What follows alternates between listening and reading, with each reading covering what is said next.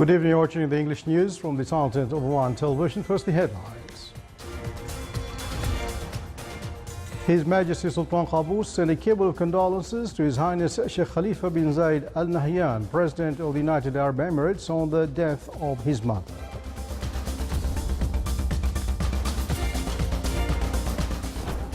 A written message to His Majesty the Sultan from His Highness the Emir of Qatar is handed over to His Excellency the Minister of the Diwan of the Royal Court.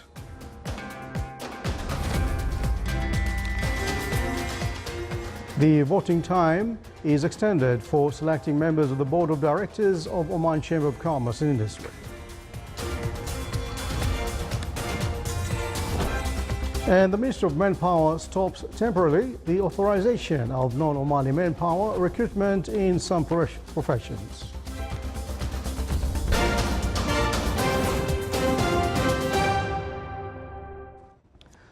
Those were the headlines, and now the news in detail. His Majesty Sultan Qaboos has sent a cable of condolences to His Highness Sheikh Khalifa bin Zayed Al Nahyan, President of the United Arab Emirates, on the death of his mother, Her Highness Sheikha Hassa bint Muhammad Al Nahyan.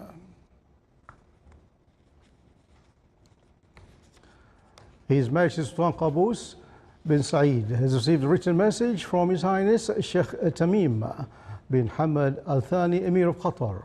The message was received by His Excellency Sayyid Khalid bin Hilal Al Busaidi, Minister of the Diwan of the Royal Court, when he received in his office today His Excellency Ali bin Fahad Faleh Al Hajiri, Qatar's ambassador accredited to the Sultanate.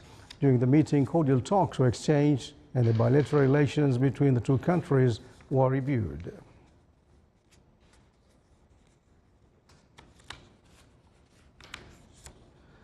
The Sultanate and Qatar signed a memorandum of understanding related to food production, marketing, and the joint investments. The agreement was signed from the Omani side by His Excellency Dr. Fuad bin Jafar Al Sajwani, Minister of Agriculture and Fisheries Wealth, and from the Qatari side by His Excellency Mohammed bin Abdullah Al Rumaihi, Minister of Municipality and Environment in Qatar. The investment in the agriculture, animal and fisheries sector between the Sultanate and Qatar, as well as provide food security in the two countries, in addition to exchange the experiences and knowledge, topped the discussion session which was held in Muscat between the two ministries.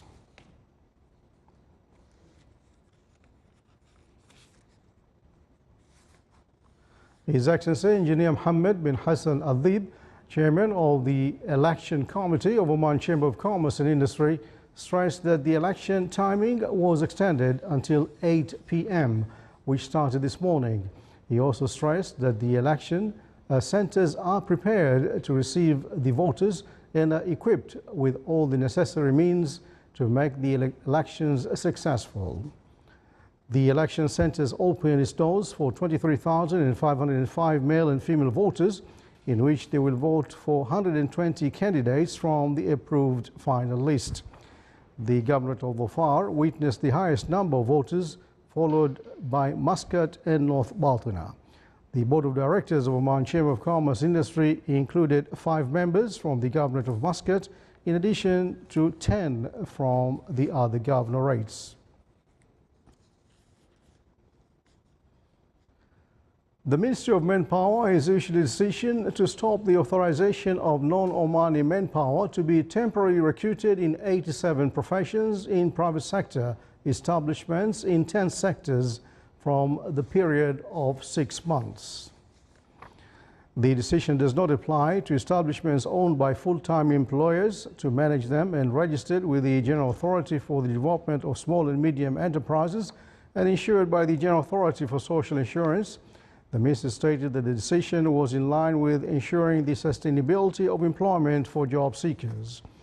The suspended professions are the information systems, sales, marketing, management, human resources, insurance, media, medical professions, airports, engineering, and technical professions sectors.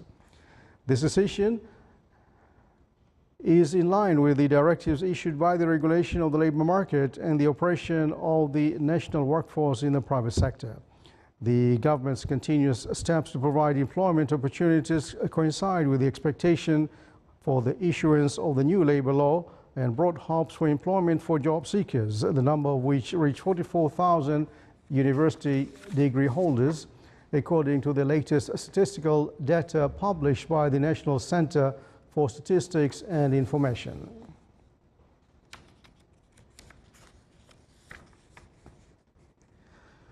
First refinery for bitumen in the Sultanate is one of the highlighted investments in Sohar Port, with total cost of about $385 million and production capacity near to 1,600,000 tons in the first stage.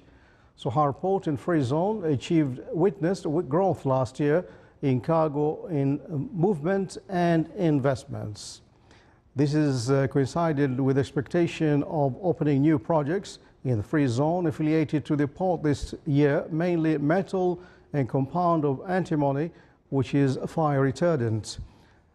Data issued by Sohar Port show that the volume of shipped cargo exceeded 85 million tons in 2017, with an increase of 11%. The container handling volume increased by 36% compared to last year to reach 840,000 containers. The visitor ships reached 3,075 with an increase of 0.17%. Sohar Port witnessed last year inauguration of new foodstuff area on 40 hectares, which included main wheat mill, then plant for sugar refining, in addition to another area for storing cereals and oil, as well as project of land reclamation in south coastal area of the port for providing deep berths for ships and additional areas specified for petrochemical sectors.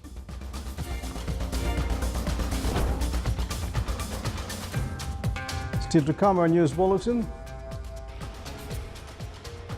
First heavy snowfall of the season in Iran closes airports in Tehran.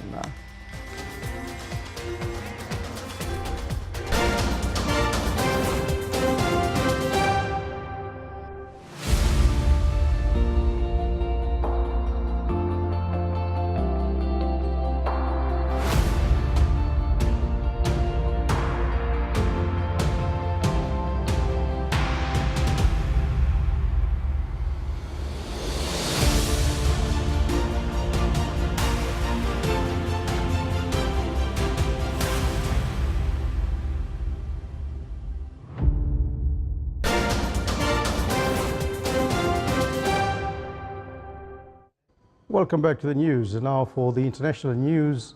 Plumes of smoke were seen rising over northwest of Syria today as Turkey continued its military operations Olive Branch. Turkey launched the offensive on 20th of January to drive out Syrian Kurdish fighters it regards as security threat from the Afrin enclave. The militia of between 8,000 to 10,000 fighters are affiliated with People's Protection Units of YPG. The Syrian Kurdish group has controlled territory in northern Syria and is a proven top U.S. ally in fighting the Daesh group.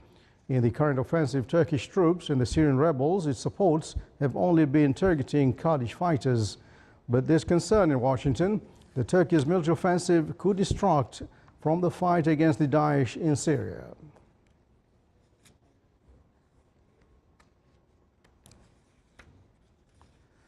King Abdullah II of Jordan welcomed the President of Germany to the Hashemite Kingdom of Jordan during a tour of the Middle East. Both leaders, President Frank-Walter Steinmeier and King Abdullah, praised the two countries' historic relationship while showing the deepest security, economic and political ties. Germany recently moved troops from Turkey to Jordan following a diplomatic row and has stepped up military and development aid to the kingdom in recent years. King Abdullah and Steinmeier say they will talk about Jerusalem and the future of the peace process in the wake of U.S. decision to declare Jerusalem the capital of Israel.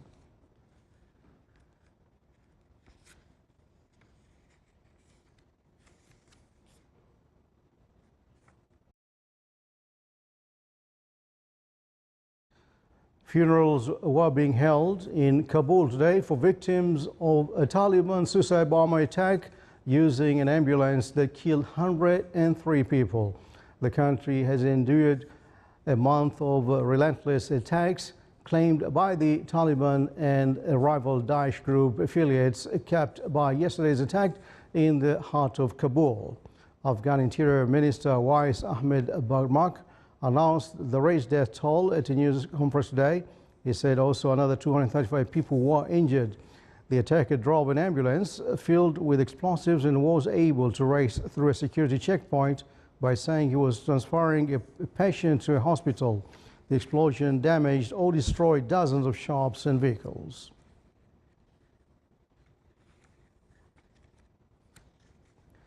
Residents of Tehran today woke up to find that their city is covered in snow.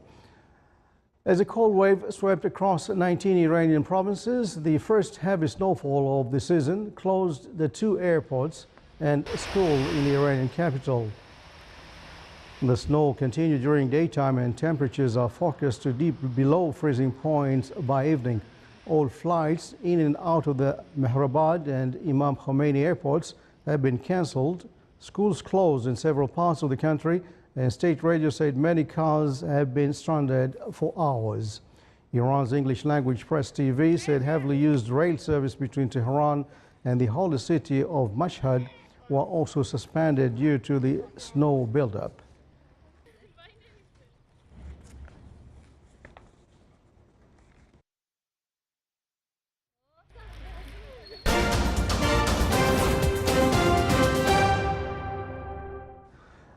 Back here in the Sultanate, Airbus company chose the new Muscat International Airport as the second destination to test its new aircraft A350-1000.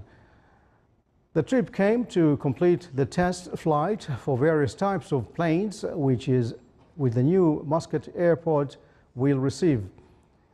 It's worth mentioning that the A350-1000 aircraft will be able to carry 366 passengers over a distance of 8,000 nautical miles. The aircraft will also reduce operation costs by around 25%.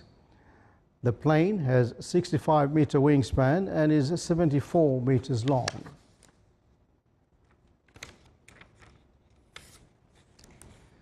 The official opening date of the new Muscat International Airport will be announced in the coming few days, and the passenger terminal of Duqm Airport will be opened during the current year.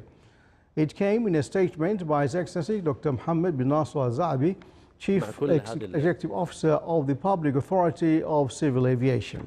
جاهزية مطار مسقط للتشغيل قريبا بإذن الله فيما يتعلق ب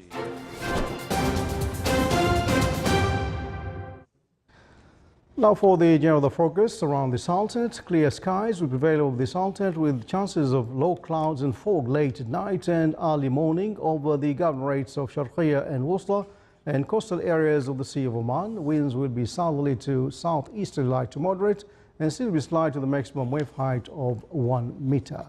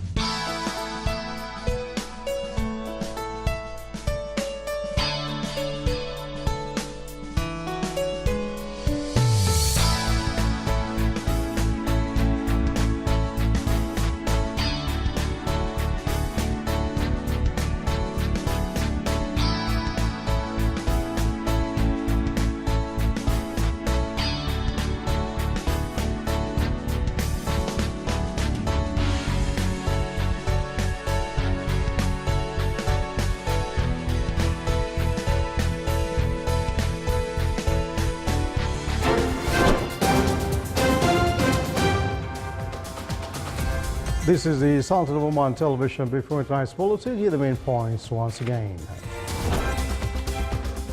His Majesty Sultan Qaboos sends a cable of condolences to His Highness Sheikh Khalifa bin Zayed Al Nahyan, President of the United Arab Emirates, on the death of his mother.